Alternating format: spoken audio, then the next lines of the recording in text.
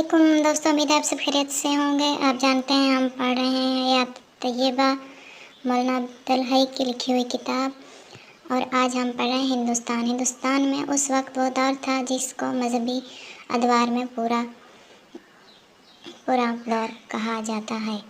यह दौर हिंदुस्तान की मजहबी तारीख़ में सबसे ज़्यादा तारीख दौर माना जाता है।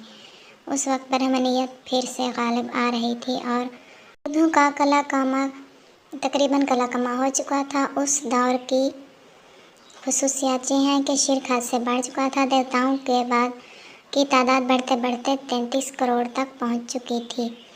कहा जाता है कि वेदों के ज़माने में बुत परस्ती का रिवाज न था, लेकिन उस वक्त मंदिरों में बुतों की पूजा आम थी। मंदिरों के पुजारी बदअखलाकी का नमूना थे और कम समझ अवाम को लूटना उनका काम था।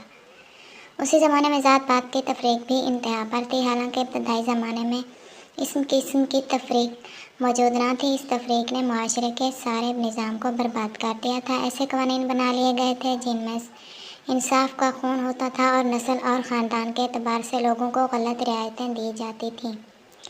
शराब पीने का आम रिवाज था। खुदा की तलाश में पहाड़ों में उम्रें गुजारना ज़रूरी समझा जाता था। औहाम और फासिद ख्यालात अपने इंतहा पर थे। भूत प्रेत और सैकड़ों किस्म के शगुफ़ों ने इंसानी ज़िंदगी को जकड़ रखा था। हर अजीब चीज़ खुदा थी। हर एक के सामने सर झुका देना ही गोया मज़हब बन गया था। देवी देवताओं और बुतों की गिनती अंदाज़ा और क़यास से बाहर थी।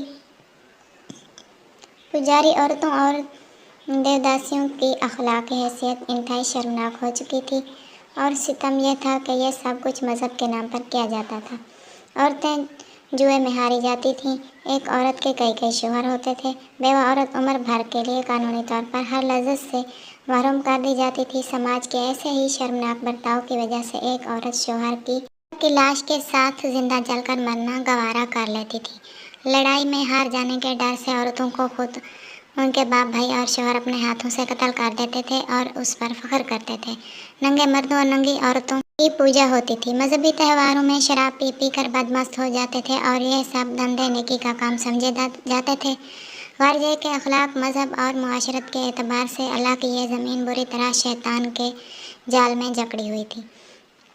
आगे यहूद खुदा के दीन के हामिल होने के एतबार से इस्लाह की कोई तौक़े अगर की जा सकती थी तो वो यहूद से की जा सकती थी, लेकिन उनकी हालत भी इंतहाई पस्त हो चुकी थी। उन्होंने लंबी तारीख़ में ऐसे जराइम किए थे जिनकी वजह से अब उनका ये मकाम ही ना रह गया था कि वो कोई इस्लाही काम कर सके। इंतहा यह कि जब कभी उनके अंदर अल्लाह का कोई नबी आता तो वो उसकी बातों को बर्दाश्त तक ना कर सकते थे, और ना जाने उन्होंने कितने नबियों का कत्ल किया। ये उस गुमान में मुब्तला हो गए थे कि उनका खुदा से कोई ख़ास ताल्लुक़ है और उसकी बुनियाद पर वो उन्हें अज़ाब ही ना देगा। उनका ख़याल था कि जन्नत की नेमतें असल में उनके लिए ही बनाई गई हैं। नबूवत और रिसालत को वो अपनी कौमी मिरास कहते थे। उनके आलिम इंतहाई दुनियादार और ज़माना साज थे। वह दौलतमंदों और हाकिमों की खुशनुदी के लिए आए दिन मजहबी अहकामात में काट छाँट करते रहते थे। अल्लाह के अहकाम में जो हुक्म आसान और अपनी ख्वाहिश के मुताबिक होता उस पर अमल कर लेते, और जो अहकाम सख्त और नापसंद होते उनको छोड़ देते। आपस में लड़ना मरना उनका आम मशगला हो गया था। माल और दौलत की हिर्स इतनी बढ़ गई थी कि उसकी वजह से वो कोई ऐसा काम करने का इरादा तक ना कर सकते थे जिसमें जान और माल का कोई अंदेशा हो। उसी वजह से उनकी अखलाकी हालत इंतहाई कमज़ोर हो गई थी। उनमें मुशरिकी के असरात भी पैदा हो गए थे। टोने टोटके, औहाम, खराफात, गंडे, तावीज़, जादू, अमलियात वगैरह वगैरह किस्म की सैकड़ों चीज़ों ने उनके अंदर घुस कर तौहीद के असल तस्वर को बिल्कुल बर्बाद कर दिया था। यहाँ तक कि जब अल्लाह के आखिरी नबी सल्लल्लाहु अलैहि वसल्लम ने तौहीद का वाज़ेह तस्वर पेश किया तो उन ही यहूदियों ने यहाँ तक कह इन मुसलमानों से तो अरब के मुशरिक बेहतर हैं।